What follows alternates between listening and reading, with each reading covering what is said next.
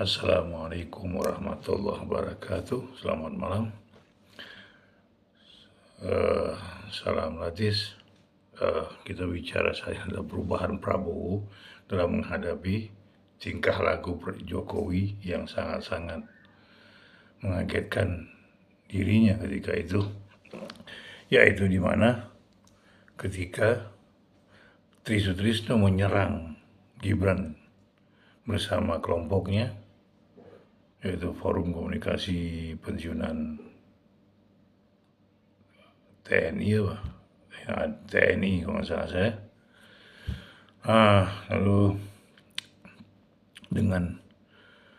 Lalu menyerang Gibran untuk memakzulkan Gibran dari sebagai wakil presiden.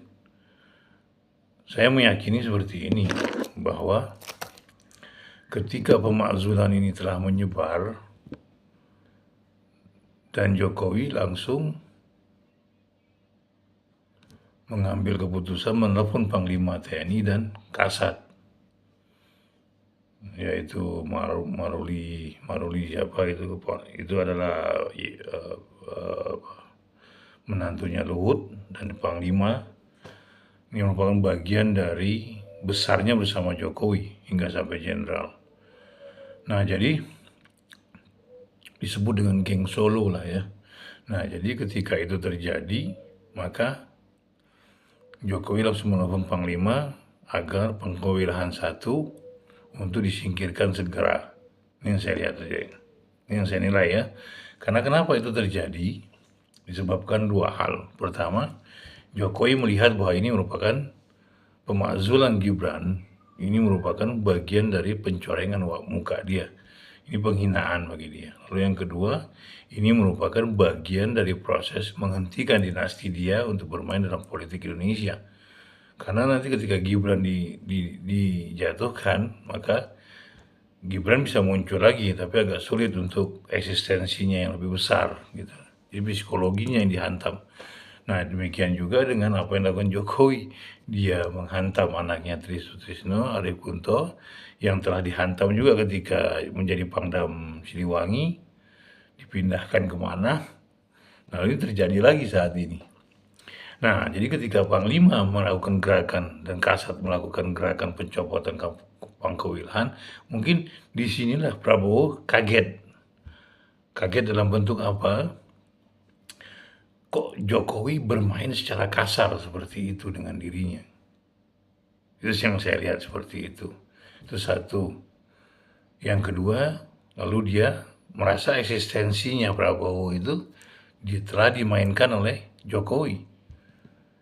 Merasa melangkahi Prabowo, Jokowi ini. Kenapa? Menghantam posisinya sebagai panglima tertinggi dari seluruh angkatan. Nah, dengan enaknya Jokowi menelpon Panglima Jenderal Agus, dan juga melakukan koreksi, melakukan interupsi kepada Kasat. Nah, ini bagian yang sangat-sangat terganggu dalam arti psikologinya Prabowo, karena dia telah dilangkahi dengan sangat-sangat kasar dan keras gitu. Nah, inilah salah poin-poin pertamanya menurut saya pribadi, karena Jokowi ini melawan Prabowo ini melawan akhirnya, yaitu apa? Pendekatan dengan Mega makin dikuatkan, walaupun Kunto kembali kepada Pangkawilahan atas perintah Prabowo. Satu. Lalu yang kedua, juga mulainya bermainnya Gibran itu di saat datangnya Perdana Menteri Singapura atau Wakil Perdana Menteri Singapura. Padahal waktu itu ini ada rapat di Istana Negara, tapi Gibran tidak hadir dengan alasan mendampingi wakil atau Perdana Menteri Singapura. Akhirnya dipanggil Prabowo dan dia meninggalkan Perdana Menteri Singapura. Jadi inilah terlihat bahwa memang secara diam-diam mereka bermain dalam arti aksi politis seperti itu, baik Jokowi maupun Gibran. Nah, sementara Jokowi bermain dalam memainkan framing kembali seperti dulu. seperti itu. Nah, tapi dia telah terjebak dengan memainkan Gibran sebagai wakil presiden dengan melalui eh, Pak Anwar, yaitu iparnya Jokowi yang waktu itu menjadi ketua ketua MA ya, ketua MK saya lupa. Akhirnya jadilah Gibran sebagai seorang wakil presiden. Sementara saat itu Prabowo memang membutuhkan dukungan sangat kuat untuk menaikkan dirinya menjadi seorang presiden. Nah, disinilah terlihat bahwa Jokowi merasa bahwa Prabowo ini bisa diatur, bisa di manage. Lalu Jokowi memainkan semua peran-peran dia melalui Gibran. Seperti seenak udelnya, Gibran bersikap seenak udelnya dan lain sebagainya. Jadi, dan juga Prabowo melihat bahwa jenderal seperti Panglima dan juga Kasat ini telah bermain di belakang dia. Seperti itu. Nah, jadi yang paling parah itu adalah Kapolri yang saat ini memang sangat setia dengan keberadaan Jokowi. Sampai Jokowi pensiun pun dia masih mendengarkan kalimat-kalimat yang sangat mendukung apa yang dikatakan oleh Jokowi. Nah, disinilah kita mulai melihat bahwa Prabowo berubah secara total. Dia melupakan perjanjian dengan Jokowi. Dia pun mendekatkan dirinya kepada Megawati secara perlahan, walaupun saya meyakini ada sebuah pertemuan-pertemuan sebelum-sebelum ini. Dan itu berlangsung secara runut, walaupun lewat Pramono Anung maupun lewat Puan Maharani. Itu pun telah dilakukan semenjak Jokowi masih jadi presiden. Tapi akhirnya kan larinya ke Prabowo, pertemuan antara Jokowi dengan Pramono Anung, Jokowi dengan Puan, lalu ketemu dengan Mega dalam beberapa kali pertemuan. Dan saat ini makin menguat, apalagi dalam hari lahirnya Pancasila, harusnya tanggal 1 Juni, tapi ini dimundurkan jadi tanggal 2 Juni perayaannya. Dan di situ Prabowo tegas sekali mengatakan bahwa kita akan sikat siapapun dia, baik kita tidak peduli nama keluarga dia maupun posisinya dia, kita akan singkirkan bila dia berkhianat. Nah, ini penegasan kepada Jokowi, jangan main-main dengan saya. Seperti itu. Di sisi yang lain pun Prabowo memainkan beberapa tim, yaitu pada tanggal 18 Februari dia mengganti 4 orang di jabatan yang sangat penting, yaitu Badan Pusat Statistik diganti, lalu juga Mendik Sains dan Teknologi diganti, lalu juga Sandi Negara itu diganti oleh Legend yang berkas bersama dia di Timawar, dan juga digantinya satu lagi saya lupa apa ya, satu lagi nih. Jadi ada 4 pergantian jabatan, yaitu Mendik Sains dan Teknologi, lalu Sandi Negara, Badan Pengawasan Pembangunan dan Keuangan dan Statistik. Jadi 4 ini telah diganti sama Prabowo. Kenapa dia memainkan Sandi Negara? Nah, inilah karena dia membutuhkan informasi-informasi cepat dan akurat. Inilah makanya dia memasukkan orang-orangnya ke dalam permainan ini. Jadi tanggal 18 Februari 2025 itulah pertama kalinya Prabowo mengadakan reshuffle, dan ini pun akan ada pernyataan beberapa pihak bahwa reshuffle ini akan terjadi, dan ini akan mengganti beberapa Panglima Geng Solo dan juga Kapolri. Karena di sisi lain Prabowo pun kejepit di sini. Kenapa kejepitnya? Karena mereka bermain di dua kaki, baik main dengan Jokowi maupun dengan Prabowo. Jadi mereka pun untuk kepentingan diri mereka memainkan sebuah peran ini. Ini bahaya sekali kalau main begini kan. Nah, di sisi yang lain pun Prabowo berubah dengan Jokowi itu ya itu tadi karena merasa dikhianati atas apa yang dilakukan oleh Jokowi dan Gibran. Karena memindahkan Kunto Pangkawilhan lewat Panglima dan Kasat. Seperti itu. Saya meyakini bahwa Prabowo kaget ketika Pangkawilhannya diganti, Pangkawilhan 1 diganti. Jadi ini merupakan bagian yang pertama kekagetan Prabowo. Dan akhirnya mungkin cari informasi mendapatkan bahwa ini perintah dari Jokowi atau Gibran melalui Panglima dan Kasat. Nah inilah yang menjadi akhirnya apa yang terjadi adalah Jokowi Prabowo mendekatkan dirinya kepada Megawati. Ini terlepas dari dukungan mendukung ya, tapi problematiknya Prabowo membutuhkan orang yang kuat juga untuk mengiringi. Bahkan ada kecenderungan dari saya bahwa antara kedua orang ini akan dimainkan oleh Prabowo. Karena kenapa? Karena Prabowo ini adalah seorang militer yang selalu bermain dalam memainkan kekuatan-kekuatan lawan untuk mendampingi dia dalam menghadapi orang lawan yang lainnya, seperti itu. Karena ini adalah pola militer. Ingat, Prabowo orang yang hidup dengan Soeharto berapa tahun, dari letnan sampai letjen. Berapa tahun lamanya dia berkumpul dengan Soeharto. Dan dia pun memperhatikan cara Soeharto memberikan perintah, cara Soeharto bermain politik, cara Soeharto membuat perimbangan di angkatan-angkatan. Itu dan juga bermain di dalam elit dan politisi. Nah itu sudah dipahami secara utuh oleh Prabowo. Dan Prabowo pun memahami kemana dia harus lari, kemana dia harus diam. Nah jadi inilah yang telah terjadi saat ini. Jadi permainan antara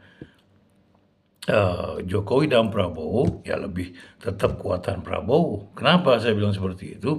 Karena Prabowo walaupun tidak bermain dengan Megawati, tapi dia didukung oleh sistem intelijen yang sangat kuat. Kenapa saya bilang begini? Ini saya ulang lagi nih di podcast yang sebelum-sebelumnya saya selalu bicara tentang ini. Pertama, Prabowo adalah seorang mantan Danjen Kopassus. Itu satu. Yang kedua, dia adalah Panglima Kostrat. Dan dua bentukan Angkatan Darat ini, yaitu Kopassus, Komando Pasukan Khusus, selalu bermain dalam intelijen, selalu bermain dalam mapping, pemetaan. Pemetaan itu bukan hanya wilayah ya, tapi juga pemetaan kekuatan-kekuatan lawan. Kekuatan lawan, kelemahan lawan itu diperhitungkan dengan sangat cermat. Lalu juga penguasaan wilayah. Nah inilah dia sangat paham, apalagi dengan psikologi bangsa ini. Prabowo memahami para permainan elit dan politisi yang ada di sekitar dia. Jadi dia memainkan berbagai cara, walaupun dia tidak pernah menyebut nama ya. Tapi dia tahu siapa yang harus ditekan, siapa yang harus dilepas. Itulah permainan Prabowo, jadi kayak per aja, jadi teori per. Jadi semakin ditekan, dia akan semakin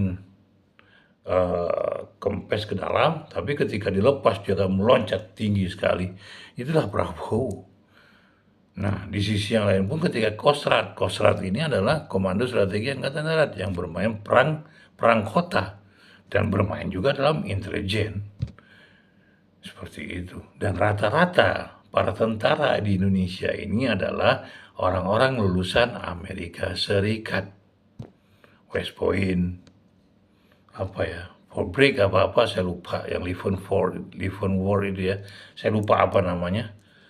Lalu juga pernah melatih dirinya di Jerman, di Inggris, bahkan di Israel mungkin ya, gitu. Jadi kita pun ya selalu, karena hubungan Indonesia selalu ke sana, ke negara-negara barat. Jadi seperti itu, karena kekuasaan Soeharto ketika itu. Makanya Soeharto selalu berpusat pada Eropa dan Amerika Serikat. Dan pola-pola permainan itu tetap ada dalam diri Prabowo. Dan Prabowo memahami permainan itu. Jadi seperti yang dikata ketika kemarin itu di Persatuan Pensiunan Angkatan Darat PPAD itu kemarin kan, Prabowo hadir. Tapi dikatakan bahwa Pak Tri tidak hadir, saya tidak akan hadir. Dan akhirnya Pak Tri hadir. Pada awalnya ini tidak dihadirkan Pak Tri, tapi ketika itu diundang, akhirnya duduklah mereka berempat. Jadi Menhan, Syafri Samsudin, Tri Sutrisno, Prabowo, ini bertiga lah mereka dalam satu meja. Jadi ini menunjukkan bahwa dukungan Prabowo kepada Pak Tri itu bukan sekedar pura-pura, tidak. Tapi ini sudah dianggap penghinaan Jokowi terhadap Pak Tri. Karena apa? Telah menggeser anaknya, Bangka Wilhan I, walaupun dulunya juga pernah zaman Jokowi, ketika dia jadi Panglima Siliwangi, itu pun disikat sama Jokowi karena memprotes beberapa hal yang telah dilakukan oleh Jokowi. Nah, tapi Prabowo tetap berkeras pada dirinya bahwa dia akan tetap membantu Pak Tri. Dan pemakzulan ini pun sudah masuk ke dalam MPR dan DPR RI, pemakzulan Gibran. Dan itu pun, ya kalau menurut saya versi Prabowo mungkin demokrasi nanti gimana nantinya aja kita lihat gitu kan, itu prinsip Prabowo saya lihat. Di sisi yang lain pun Prabowo mungkin sudah jenuh juga dengan apa yang selalu dilakukan oleh Jokowi tanpa sepengetahuan dia, berbuat seenaknya, berbuat ini, berbuat itu. Demikian juga ketika di Papua itu kan, Pulau Raja Ampat itu di sewenang-wenang digali, terus dibongkar, terus diambil nikel batu-batuan nikel atau apa, dan lalu dikirim ke Jakarta dan merusak alam. Akhirnya Prabowo mengambil keputusan 4 pihak swasta yang mengelola Pulau Raja Ampat ditutup, kecuali satu BUMN yang telah lama ada di situ. Nah, jadi ini menunjukkan bahwa Prabowo ini menunjukkan eksistensinya sebagai seorang presiden. Dia akan bersikap keras dan ada pertemuan dengan Megawati, Dasko,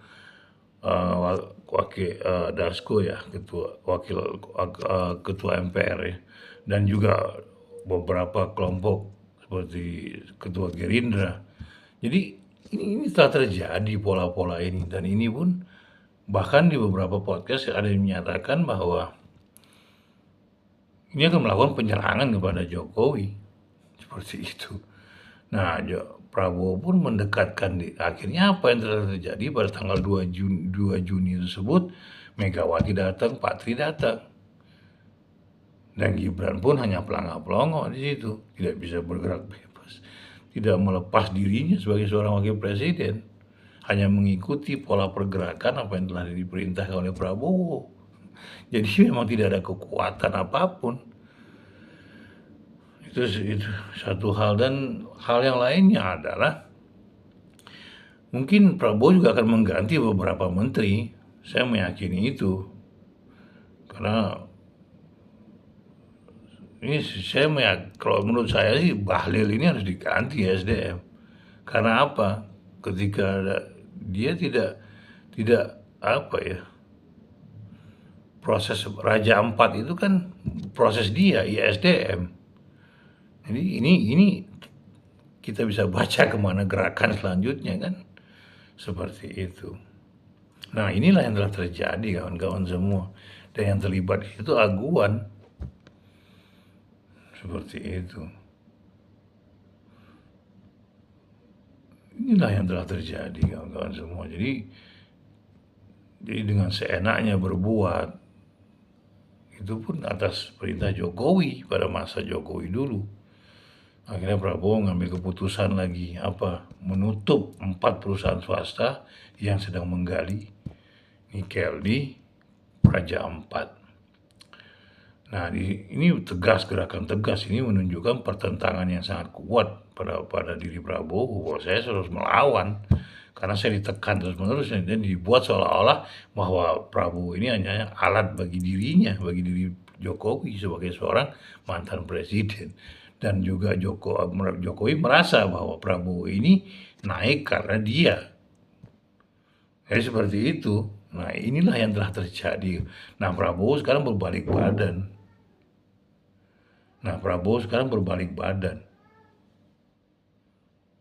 Inilah yang telah terjadi, kawan-kawan semua. Dan perubahan Prabowo sangat drastis.